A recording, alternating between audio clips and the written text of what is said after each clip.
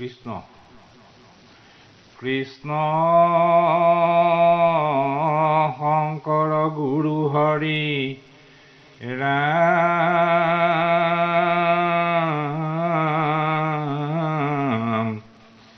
কৃষ্ণ শংকৰ গুৰু হৰি ৰাম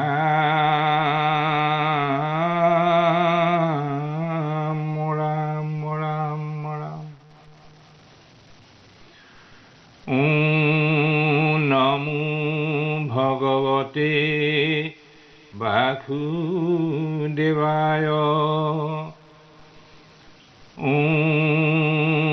নমো ভগৱতে বাসুদেৱায় নমো ভগৱতে বাসুদেৱায় কৃষ্ণ পৰম কৃপালু আই মাতৃ বাপ বান্ধৱ সমস্ত আপোনাসৱ সমস্তলৈকে প্ৰণিপাত জনাই আমি মূৰ্খমতীয়ে ক্ৰমশঃ আগবঢ়াই অহা মহাভাগৱত শাস্ত্ৰভাগীৰ পাঠ আৰু আলোচনাৰ চতুৰ্বিংশ খণ্ডটিলৈ আপোনাসৱৰ সন্মুখত উপস্থিত হৈছোহি। যোৱা খণ্ডটিত ভাগৱতৰ প্ৰথম স্কন্ধৰ চতুৰ্থ অধ্যায়ৰ কুন্তীৰ স্তৱ আৰু ভীষ্মৰ মোক্ষ লাভৰ পদৰ ভীষ্ম পিতামহই ৰজা যুধিষ্ঠিৰৰ বিভিন্ন প্ৰশ্নৰ উত্তৰ বিভিন্ন কাহিনীৰ আলমেৰে যিখিনি উপদেশ দিছিল তাৰ মাজতে এটা প্ৰশ্ন আছিল, সন্তানক জন্ম দি কোন বেছি সুখী হয়, পিতা নে মাতা? সেই প্ৰশ্নৰ উত্তৰ দিবলৈ গৈ ৰাজৰ্ষি ভংগাসনৰ কাহিনীটো পিতামহ ভীষ্মই কৈছিল। তাৰ পিছত অন্য এদিনাখন ৰজা যুধিষ্ঠিৰে সংসাৰ আৰু সমাজৰ বিষয়ে জানিব বিচাৰি পিতামহৰ ওচৰলৈ গৈ কৈছিল, পিতামহ আজি আপুনি মোক কেইটামান বৈষয়িক কথাৰ উপদেশ দিয়ক। ছোৱালী বিয়া দিওঁতে বাৰু কেনেকুৱা দৰালৈ দিয়া উচিত?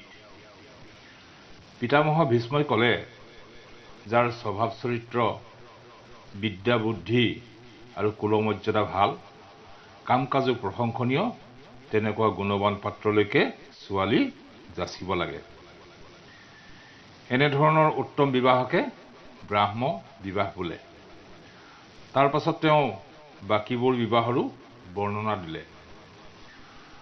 দৰা কইনা ইজনে সিজনক বাছি লোৱা বিবাহক গন্ধৰ্ব বিবাহ বুলি কয়। ধন টকা পইচা দি কইনা কিনি আনি কৰা বিবাহক আখৰিক বিবাহ বোলে। আকৌ মাক বাপেক ককায়েক ভায়েকক মাৰি কাটি কইনা কাঢ়ি আনি কৰা বিবাহক ৰক্ষ বা ৰাক্ষস বিবাহ বোলে। পাছৰ দুবিধ বিয়া নিন্দনীয়। যুধিষ্ঠিৰে পুনৰ সুধিলে, পিতামহ কোনোবা অপুত্ৰকৰ যদি মাথোন কন্যা থাকে, তেনে মানুহৰ সা সম্পত্তি কন্যাই পাব পাৰে নে নোৱাৰে? আন কোনোবাই সেই সা সম্পত্তিৰ ভাগ পাব পাৰে নেকি?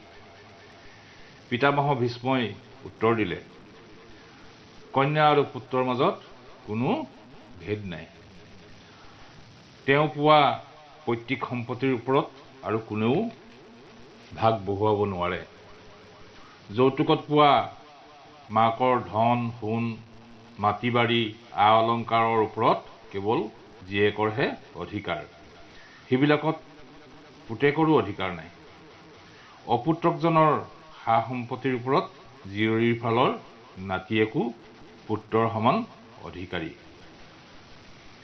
পুনৰ যুধিষ্ঠিৰে হাতযোৰ কৰি ক'লে, পিতামহ আপোনাৰ পৰা বৰ্ণসংকৰ উৎপত্তিৰ বিষয়ে কিছু শুনিবৰ মন গৈছে। ভীষ্মই ক'বলৈ ধৰিলে, চাৰিটা বৰ্ণৰ নিজ নিজ ঘেৰৰ ভিতৰত হোৱা বিবাহৰ পৰা বৰ্ণসংকৰৰ সম্ভাৱনা নাই। এতিয়া শুনা, ঘেৰৰ বাহিৰ ওলাই খাপে খাপে তলৰ বৰ্ণৰ তিৰোতা বিয়া কৰি গৈ থাকিলে আৰু তলৰ বৰ্ণৰ পুৰুষে খাপে খাপে ওপৰৰ বৰ্ণৰ তিৰোতা বিয়া কৰি গৈ থাকিলেও বৰ্ণসংকৰ উদ্ভৱ হয়।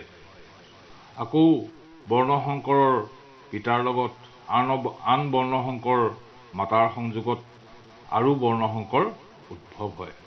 মুঠতে বৰ্ণশংকৰৰ লেখ দি শেষ কৰিব নোৱাৰি। এইদৰেই নানা বৰ্ণশংকৰ সৃষ্টি হৈছে। এইখিনি শুনাৰ পিছত যুধিষ্ঠিৰে সুধিলে, আপুনি কেইবাবাৰো কৈছে অহিংসা পৰম ধৰ্ম, আৰু কেইবাবাৰো সোঁৱৰাই দিছে উপৰি পুৰুষ সকলোৱেই আমিষ ভোজন কৰিবলৈ বিচাৰে কাৰণেই শ্ৰাদ্ধৰ সময়ত বহু ধৰণৰ মাংসৰ যোগান ধৰা হয়। কিন্তু হিংসা নকৰাকৈ মাংস ক'ত পোৱা যাব? ভীষ্মই উত্তৰ দিলে, যিবিলাকে সৌন্দৰ্য, স্বাস্থ্য, আয়ুস বৃদ্ধি, স্মৃতি আৰু শক্তি পাবলৈ বিচাৰে তেওঁলোকে হিংসা ত্যাগ কৰে।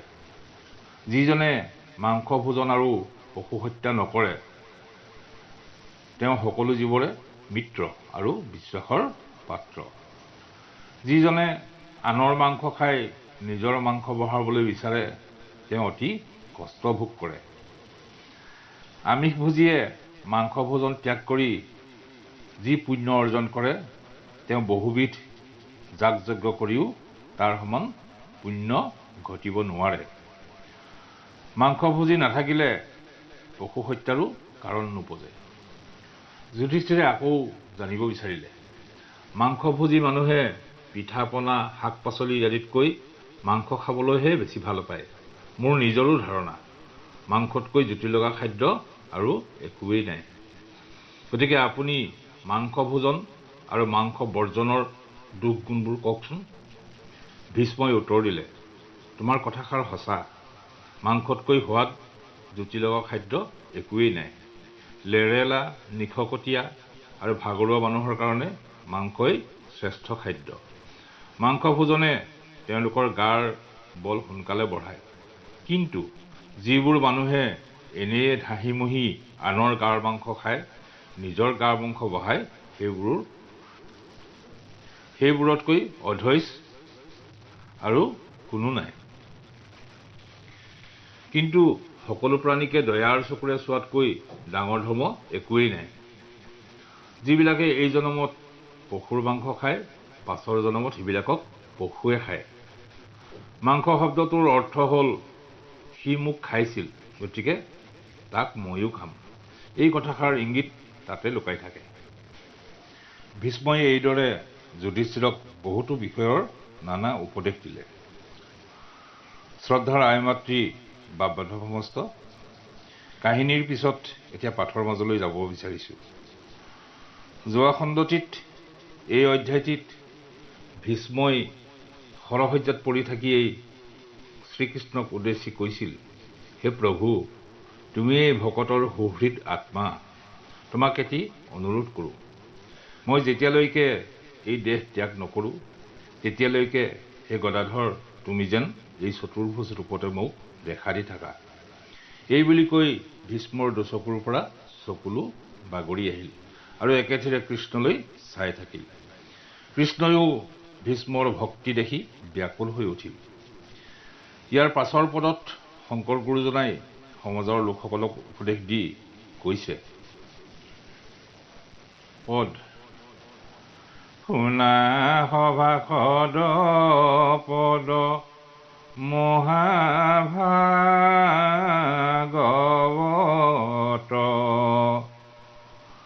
হৃদয়ত বিচাৰিক থাৰলৈবা তত্ত্ব,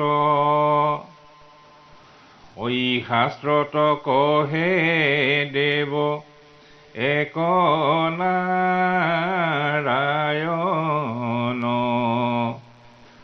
তাহান ভকতি যশ শ্ৰৱণ কীৰ্তন। শুনা সভাসদ পদ মহাভাগৱত, হৃদয়ত বিচাৰি কথাৰ লৈবা তত্ত্ব। সেই সভাসদসকল অৰ্থাৎ সেই সমাজৰ লোকসকল মহাভাগৱতৰ পদ শুনাচোন, আৰু এই পদ শুনি এই পদে কি কৈছে হৃদয়ত ইয়াৰ তত্ত্ববিলাক বিচাৰি চোৱাচোন।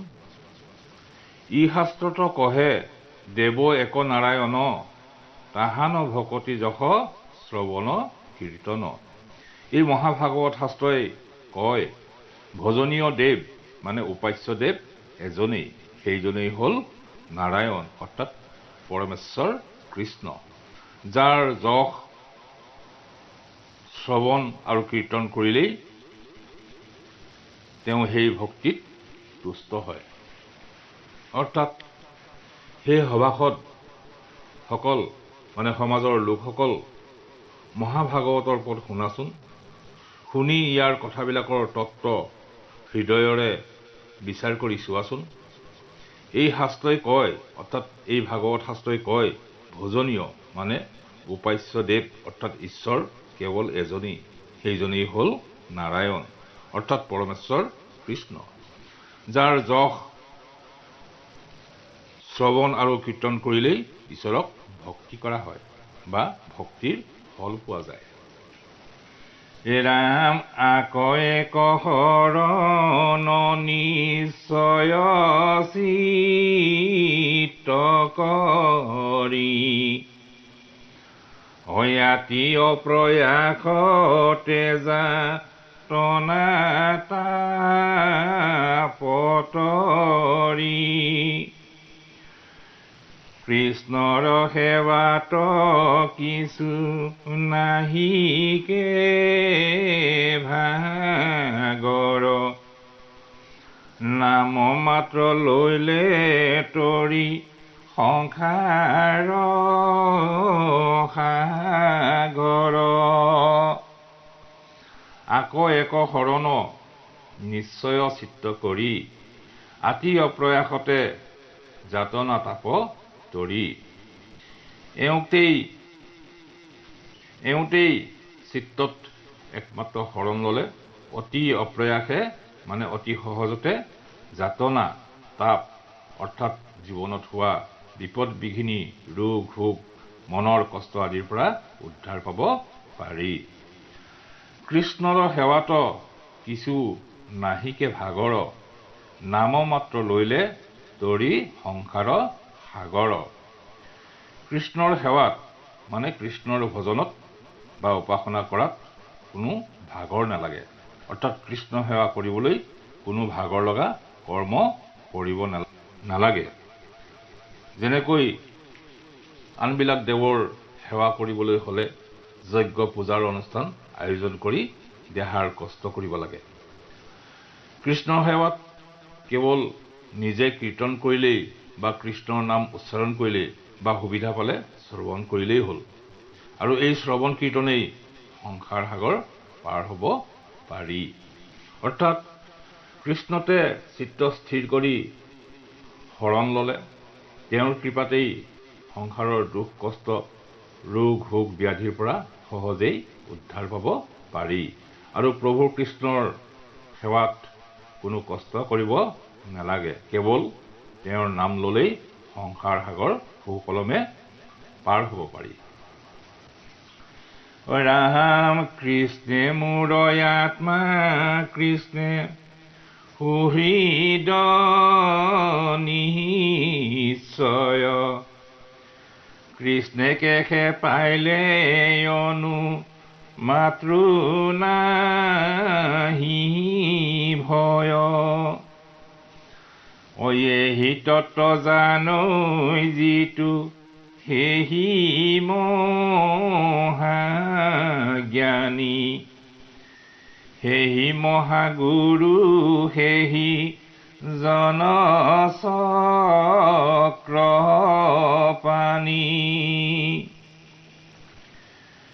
কৃষ্ণে মোৰ আত্মা কৃষ্ণে সুহৃদ নিশ্চয় কৃষ্ণে কেশে পাইলে অনুমাত্ৰ নাহি ভয়।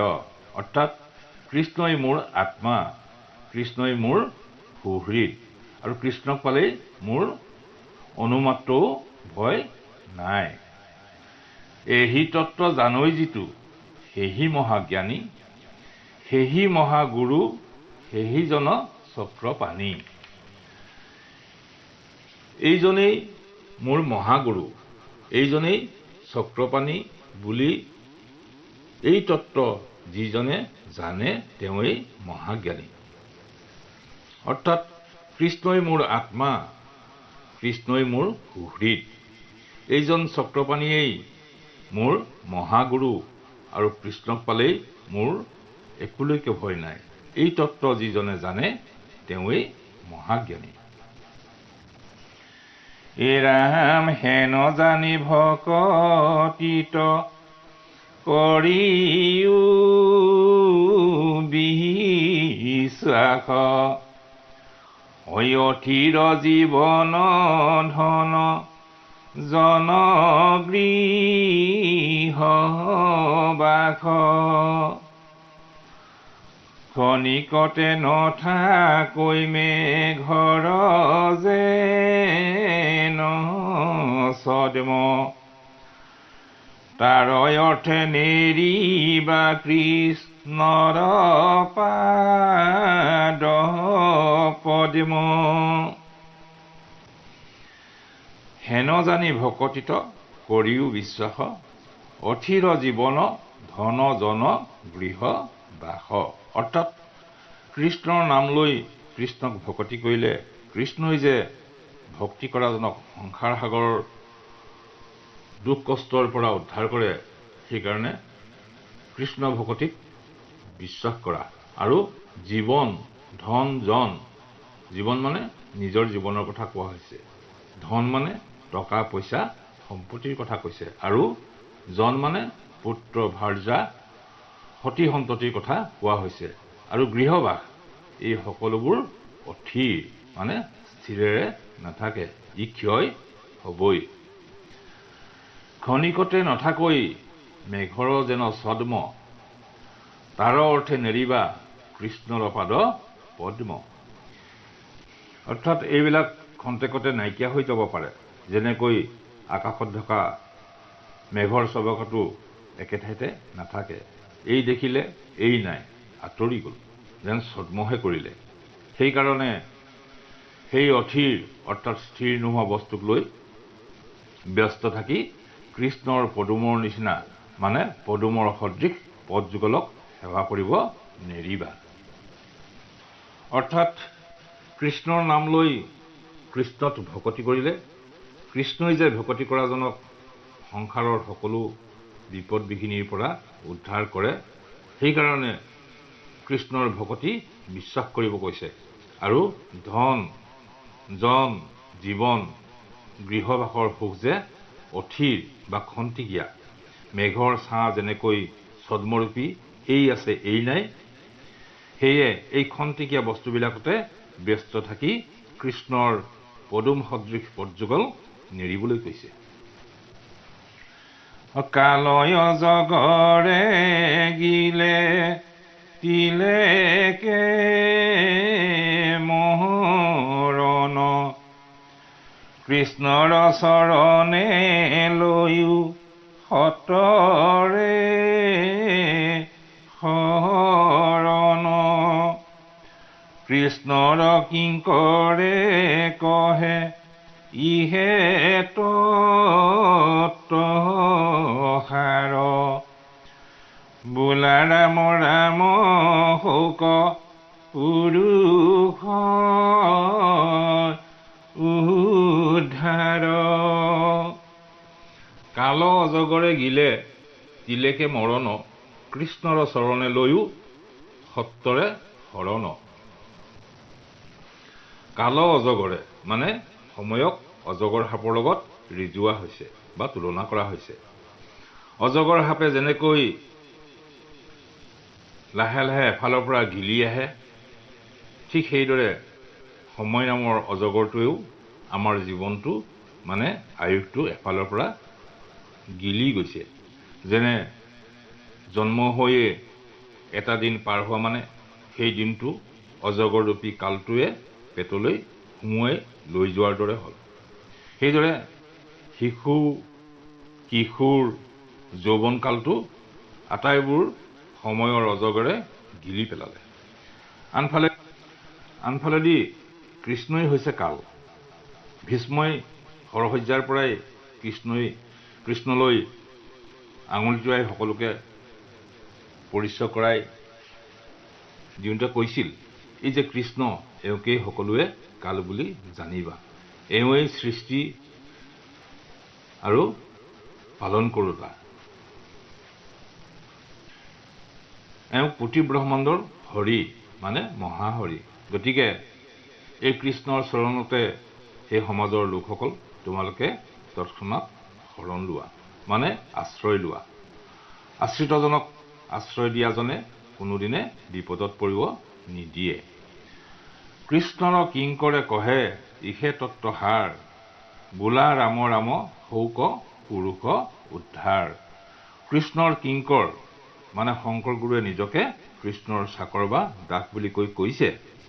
কৃষ্ণৰ চৰণত শৰণ লোৱাটোৱেই ভকতিৰ আচল সাৰ তত্ত্ব কথা। আৰু ৰাম নাম উচ্চাৰণ কৰি বা ৰাম নাম লৈ কৃষ্ণত ভকতি কৰি শৌক পুৰুষ উদ্ধাৰ বুলি কৈছে। অৰ্থাৎ পুৰুষ উদ্ধাৰ কৰা মানে বংশ উদ্ধাৰ কৰিব কৈছে। ভাগৱতত পোৱা যায়, কোনোবা বংশত যদি এজনো কৃষ্ণ ভক্ত বা বিষ্ণু ভক্ত জন্ম হয়, তেনেহলে সেই বংশৰ উপৰি 14 পুৰুষ আৰু পিছৰ 7 পুৰুষ, মুঠ 21 পুৰুষে পাপৰ পৰা উদ্ধাৰ পায়। অৰ্থাৎ শংকৰ গুৰুৱে নিজকে কৃষ্ণৰ কিংকৰ বুলি কৈছে। সেই সমাজৰ লোকসকল, কাল নামৰ অজগৰটোৱে আমাক সকলোকে গিলি আছে। কোন দিন হঠাৎ মৃত্যু হয় কোনেও ক'ব নোৱাৰে। সেয়ে তোমালোকে তৎক্ষণাৎ কৃষ্ণৰ চৰণত শৰণ লোৱা। কৃষ্ণ ভক্তিয়েই আচল সাৰ তত্ত্ব।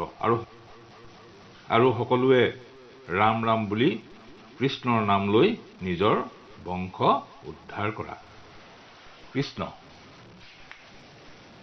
পৰম শ্ৰদ্ধাৰ আই মাতৃ বাপ বান্ধৱ সমস্ত, আজিলৈ পাঠ আৰু আলোচনা ইমানতে সামৰিলো। আপোনাসৱ সমস্তকে প্ৰভু ভগৱন্তই কৃপা কৰক, কুশলে ৰাখক, তাৰেই প্ৰাৰ্থনা জনাইছো।